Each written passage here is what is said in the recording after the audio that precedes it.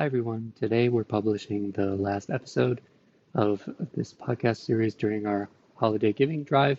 There are 10 days left to support the drive, so if you have given already, thank you so much for supporting us and helping this podcast survive and get to all the people who listen to it. The online drive ends on the 31st, and we'll accept checks for about 10 days after that, so if you are planning to mail in a check, that's also totally fine, and you have plenty of time to do it. This podcast is free and available to everyone because those who are able to make a donation to the Institute or purchase something from our online store, do so. So if you can support us, please do. It really helps. Also, there's just a bunch of things going on, so I'll run through it kind of quickly.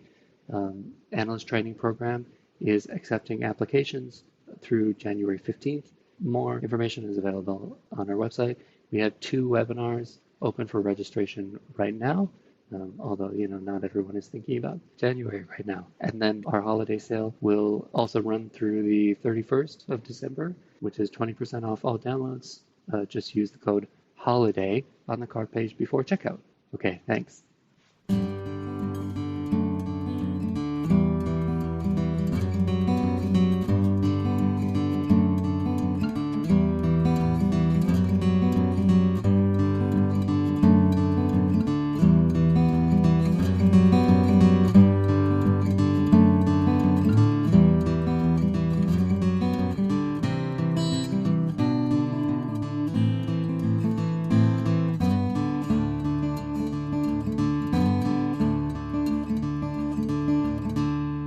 Welcome to the Jungian Anthology podcast from the C.G. Jung Institute of Chicago.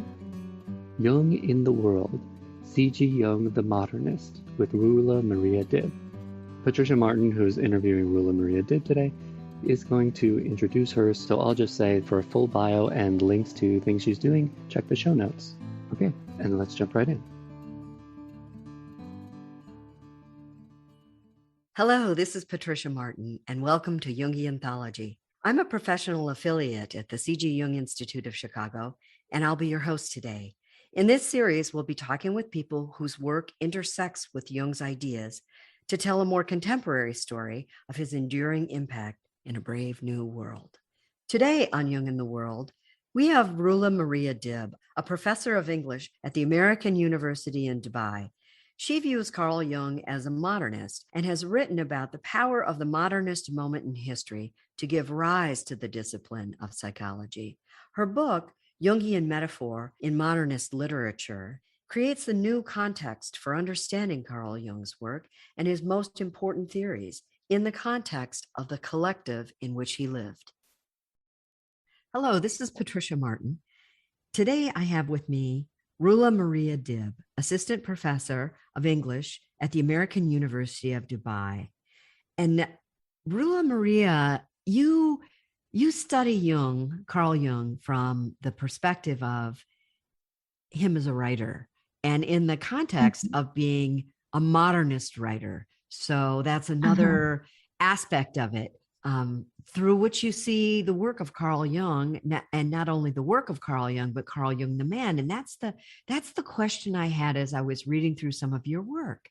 So tell me first how you think that looking at Jung as a writer and at his work as literature, how does that give you a different perspective on Jung the man? Okay, well, the thing is, I don't think we can separate the two. Jung the man and Jung as a literary figure are one and the same, and this is because Jung as a literary scholar, I find that whatever Jung found to make up the person is the road to art, and it's the road to expressing those archetypes, those energies that we have in. So, for example, literature and other fields that are similar, art fields, they're all called the humanities. So it's everything that makes us human, everything that Jung experienced as a person, kind of led him towards that road as well. So as we can see in his Red Book, for example, which is a creative work, and it was also a work that was considered very highly personal, and at the same time, it was it was a basis for most of his theories. So you also talk about Jung as in his age, and so many Jungian scholars talk about Jung the man as a more internal person. You know, he was very focused on his inner work. He spent a lot of time alone. He wasn't out in the world in the way you might consider other people, other scholars of his time. So for this very introspective writer, you still place him as a modernist. So what I'm curious about first is, explain to me what you mean by that about being a modernist. Okay, so well, if we look at the early modernist period, or let's say the 1900s Europe, we see that it went through Europe went through an era of revolutionary changes, which affected all aspects of life. So there we had Sigmund Freud inventing psychoanalysis, Max Planck founding quantum physics, the Wright brothers. Not so far from that, went on their first airplane flight. Albert Einstein developed the theory of relativity, and we had Cubism and Pablo Picasso, Kandinsky also inventing abstract painting, and also the first composition of what we call atonal music was written during that time by Schoenberg. And of course, the First World War began in 1914, and then we had the Russian Revolution in 1917. So there was this revolutionary spirit. There was the spirit of making it new, and the revolution was happening in many different fields. Well, to use the Jungian term, there was a synchronistic connection. They all went towards exploring this inner, this hidden, this abstract, and more fundamental realm of the world.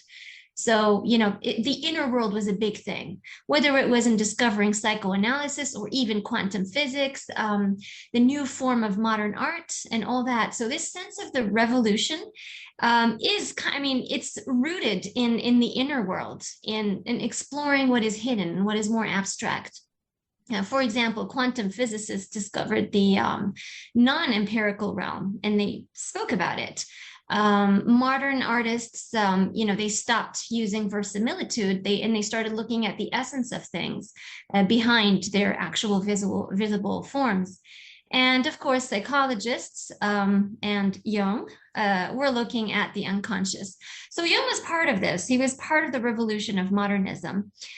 First of all, because he was born during the time that coincided with all that, but also because all of his concepts were part of the modern and the modernist turn towards the subject and towards towards what was behind the surface. He saw the personal and empirical psyche, both the conscious and unconscious, as a function of the equally transcendent collective unconscious. He also resonates well with the spirit of the times, and he was actually able to influence people in a moral, psychological way. Because he didn't only look at the empirical side of things, but he also focused on the spiritual. And like many modernists who broke with the 19th century styles by borrowing lots of elements from the past, he did the same. So by looking at medieval works, by looking at mythology, I find it here that modernism embraces Jung, who found in mythology and alchemy and medieval texts a way to find the psychic coherence when beset by the loss of traditional forms of things, traditional beliefs, religion, and all that. So he comes to, he probably realizes or helped people realize that modernism was a great investment in shattering traditions that no longer seem to function culturally.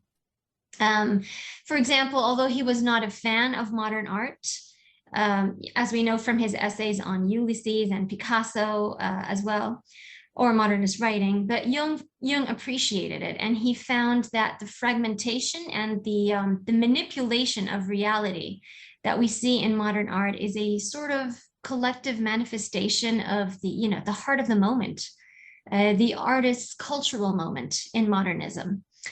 And since the artist, and by the artist I also mean the writer and anyone else pursuing an art, since the artist follows the this current of collective life, as he calls it, stemming out of the collective unconscious, he also comments on how the modern artist who creates these distortions creates them for creative purposes and healing purposes as well. So instead of seeing them as a sign of insanity, which he did somehow in the beginning, he somehow came around and found destructiveness to be where the writer and the artist finds unity in his personality, the unity of his artistic personality, as he said. So are you saying there that, excuse me, are you saying there that art is part of an expression that makes us whole? It, engaging the imagination, which is a theory of Jung's as well. Active imagination is a way to kind of work out things that we can't articulate in any other way. And so am I hearing you right to say that some of his expressions and writing and other people of his time, it was a way to make themselves whole in a modern world?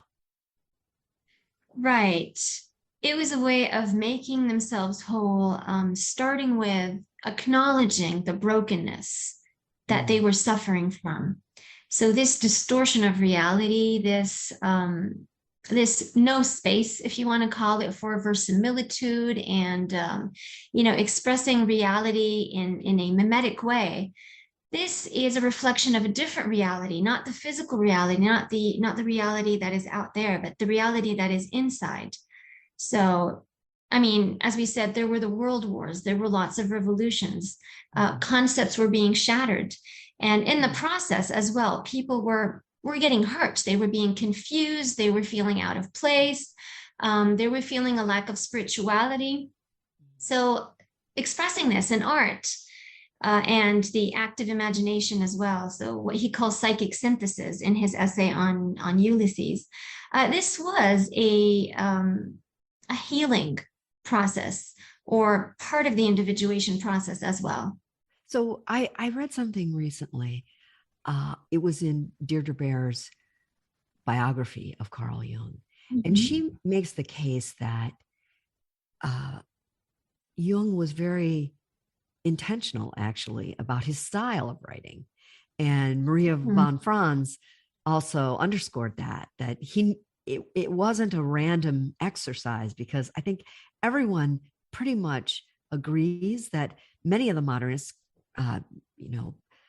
Ulysses was written by James Joyce, and most people consider it one of the most difficult novels to read. It was difficult work. Proust was difficult because they're dealing with a lot of abstraction. So, von Franz said that this was purposeful, the way that Carl Jung wrote. What do you make of that? You mean his work, the collected works? Yes, his work is, I when I talk to colleagues at the C.G. Jung Institute of Chicago, there's a lot of discussion about the accessibility of Carl Jung. And I think many of the institutes around the world, they exist to kind of explain the work, the written work. I mean, the text is what we have. So I'm curious, what do you make of his writing style? Well, if we look at the collected works, we can actually see it as both, we'd see them as a modernist work of literature and at the same time a modernist work of science. And maybe that's where the intentional factor comes in as well. I mean, he wants to teach, but he teaches by demonstrating. The collected works demonstrate a psychology that is centered around the creative unconscious as a source of meaning, as a source of feeling, as a source of value. If we look at the volume 15 of the collected works, for example, the one on the spirit of man in art and literature, Jung does not really write about the psyche.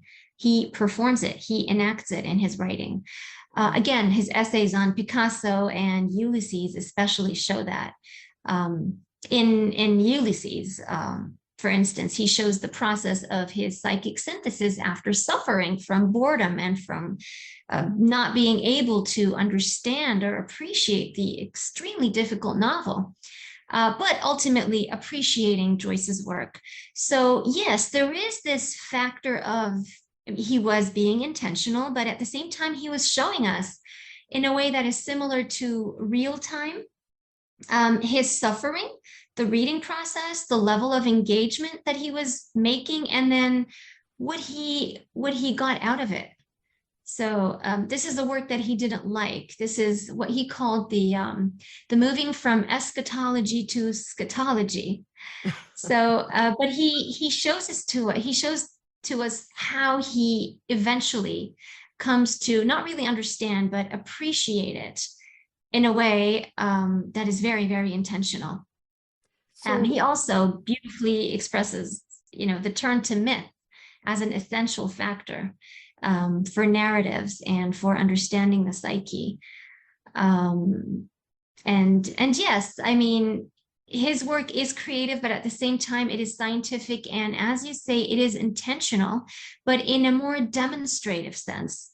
He wants to show how mythological expression is more exact. So this is why he uses the creative methods rather than the typical language of science, which he doesn't completely move away from, but he's not particularly stuck in it. Well, so as Susan Rowland said, he's a trickster, the trickster writer. Yes, I would agree. Plowing through the collected works is, it's not for sissies. It's, it's a serious body of work. And I'm curious, you teach this. Do you teach it as literature? Do you teach it as a humanities, from a humanities point of view, like in the totality of his times and, the piece of mythology that you talked about? How do you approach it? Well, actually, I don't teach a course on Jung yet, but I have one that was ready to be launched next semester, which is, where I will be teaching the collected works. But I do teach pieces of it in my mythology class and in my creative writing class as well. So I find it, actually the students find it very interesting to learn about what the collective unconscious is. So it's kind of, I give the basics of the collective unconscious and of what active imagination is, just to sort of, get them going on what it is like to write from a Jungian perspective. So I don't teach a course dedicated to Jung yet, but I do incorporate his collected works in my literature courses, and especially when I'm teaching modernist literature and in mythology and in creative writing. So that's where, they get the better portion of Jung in the creative writing course, actually. Oh, that's interesting. So I guess you're sort of teaching them a little bit about what creative writing can actually do for them in their lives and making them whole and as a process of individuation. Do I have that right? So, and mostly because of there's lots of writer's block. And I really find that the Jungian method of active imagination, of actively engaging with an image, that helps them a lot. So this is an interesting thought that, Jung was so dedicated in his writing and in his thinking to this idea of the symbol. And I'm curious to know how do you incorporate that? And actually, I would really like to know your thoughts on the power of the symbol in teaching about the modernist era, just in general. Like, how does it service the teaching? Well, the symbol plays a very, very important role because it is what knits us into the cosmos. It doesn't have a fixed meaning. It's a universe of potentialities. It's a whole universe of possibilities. So it is, that is how we look at it usually. So when interpreting a poem, for example, or even symbolism that we find in short stories and other pieces of prose, um, we do tend to pay special focus to the symbol, because symbols are a language that they actually give creative writing this quality of non-fixedness. So the quality of being open to interpretation, of meaning different things, of a text transforming with every reader. Um, so, and I mean, the way Jung sees it, he sees it as a language that is open to hosting anything in the unconscious. Science can also be symbolic, but literature, I mean, that's different. When you open the door through symbols, you are opening the door to many, many possibilities. So they're not confined to definitions. They're not confined to things like signs. So when we look at the difference between signs and symbols, we find that symbols are, what connect us to this greater, the vast universe of archetypes out there, because it's the expression of the archetype. So what do you think is the greatest contribution that Carl Jung made through his writing to Western culture? That's a huge question, I know, but I'm very curious. Right. What did he leave behind? What's his legacy? Well, a lot, I guess. So first of all, there's the bridge between the arts and the sciences that he shows through his writing. I mean, if we look at what Jung was criticized for the most, oftentimes he was criticized as being a mystic rather than a scientist, although he was a psychiatrist. So he knew a thing or two about science, and he was great in both. It's just that he saw this fusion between art and science, between spirit and psyche.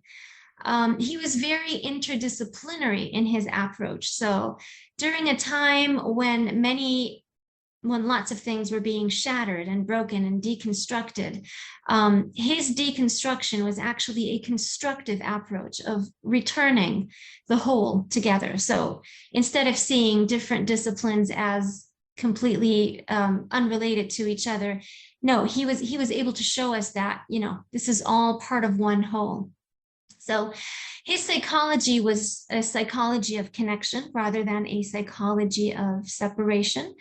In literature as well. So not just the writer, but when we involve the reader here, the reader as engaging with the text in a Jungian way. So with the active imagination and all that. This is a very engaging psychology. It's one of connection. Other than that, I mean, I don't know much about the Myers-Briggs personality scale test, but I know that he's had a huge influence on HR. Concepts such as introvert and extrovert. We owe that to Jung. And he's also had a huge influence on film. Not necessarily with Jungians, but most producers or most script writers know a lot about Jung, and they use these archetypal, not images, I don't want to call them images, but the types, the personality types, right, in order to come up with characters and to complicate plots. We also find novelists doing that as well. So, for example, in science fiction, Ursula Le Guin's writing is very highly influenced by Jung. Of course, the importance of metaphor, the importance of symbols, this whole realization that we are all a manifestation of something that is greater than us. That was the most profound gift that he had given to the modern age and onwards.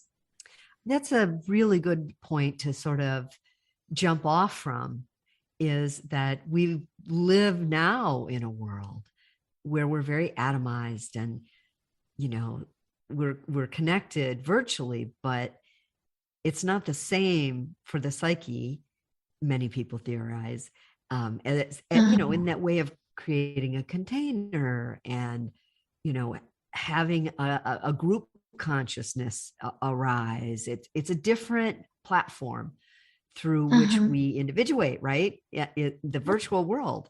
And so Mhm. as you look out at that, I would be very curious to know how you think, and this is a very open-ended question. What do you think Jung would say about the collective unconscious in the virtual world? Do you have thoughts on that? Hmm. Well, that's very interesting because the virtual world is sort of like another microcosm, if you want to see it that way. I think Jung would have seen it like that, as another form of the microcosm. This one world where we all interact, where there's everything, where we can be connected. It is boundary breaking in so many ways. For example, I'm the editor of Indelible, the literary and arts journal, and we have a lot of online events, online poetry readings, where we have people joining us from different parts of the world, different time zones. So for some people, it's midnight, for others, it's early morning. And we're there, we're in sync. We're there through Mhm. poetry, through art, through conversation. And if you think about it, it's pretty neat. I mean, it's really magical in that Mhm. sense. So we're all sharing archetypal images, Right. whether through poetry or through art. So we're all there in real time, live, and sharing these expressions of the collective unconscious through archetypal energies made into archetypal images. So I hear So, what you're saying is this is kind of unifying. The walls are uh-huh, coming down, and we're able to absolutely. cross cultures, and so there's a real benefit to it in terms Uh-huh. of how we individuate. That's what I'm hearing. Does that sound right? Yeah. So I And we've seen a lot of people benefit from this. It Mhm. was healing, not just during lockdown, but it's the feeling of connectedness that it gives. I mean, that's great at a time when, we use the term social distancing, which is a very isolating term, actually. So, I mean, this has helped. The virtual world has helped a lot. Well, good for you for doing that outreach to help people sort of get out of that isolation. I, as I think about your work, and I was, reading through some of your essays, I wondered to myself, as I do everybody, really, when I'm about to interview them, I wonder, how did you come to Jung? What was your path to Jung? It's always a fascination for me. It was actually a university professor. Um, I think we were reading, I think it was Toni Morrison's Beloved. Ah. And I don't know how, but she asked us if anyone had read Joseph Campbell before. And, none of us had read Joseph Campbell back then. And then she told us about how Joseph Campbell, and she started talking about Jung and the hero and the archetypes. And I felt that there was a lot of embodiment, archetypal embodiment in the novel that we were reading, which was Beloved. So I started reading. I think the first thing I read was Memories, Dreams, and Reflections. Mm. And I mean, a lot of things made a lot of sense to me. Mhm. And I decided to write my MA thesis on Jung and Ralph Ellison's Invisible Man.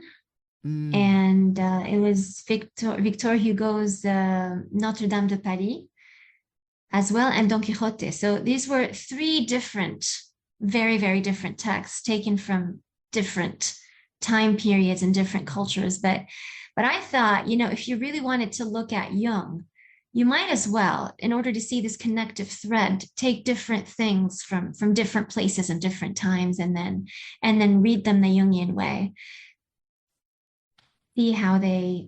see how they show this, the archetypal, the expressions of the archetypal energies that were at play.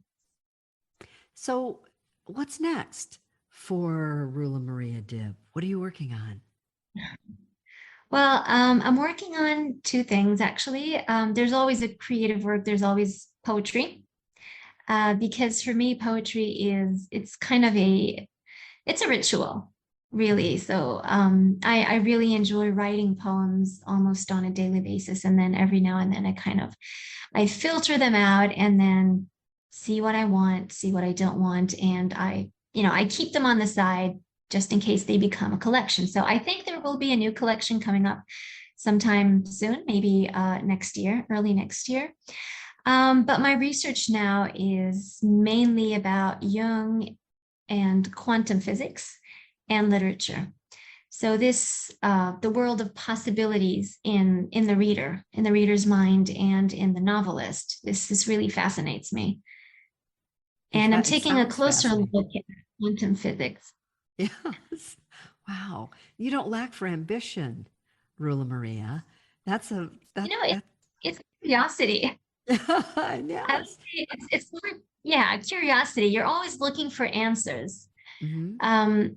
It's more than ambition. It's like I want to know. I want to know more about this. There's more to it than that. And I think Jung also saw that there was a lot more to everything than meets the eye.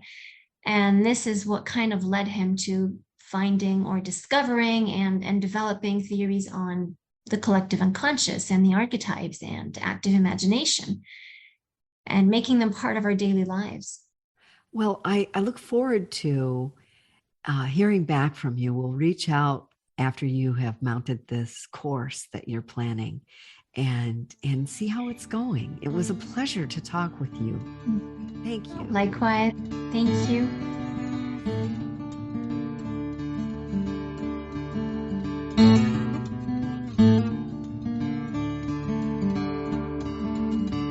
This podcast is distributed under a Creative Commons Attribution, Non-Commercial, No Derivatives license.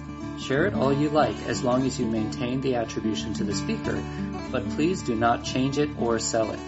If you like this episode, tell your friends about us or leave us a review on iTunes. For more information about classes, training programs, videos, audio, this podcast, or to find a Jungian analyst near you, visit our website, www.jungchicago.org. Thank you to our 2020 donors who gave at the contributing member level and above: Barbara Anand, Usha and Ashok Beatty, Jackie Cabe Bryan, Eric Cooper and Judith Cooper, Kevin Davis, George J. Didier, Mary Doherty, James Fidelibus, John Korolewski, Marty Manning, Diane Sherwood, Deborah P. Stutzman, Deborah Tobin, Alexander Wayne and Lynn Kopp, Gerald Weiner, Karen West and James Taylor, and Ellen Young. If you would like to join our generous community of supporters, just go to jungchicago.org/give.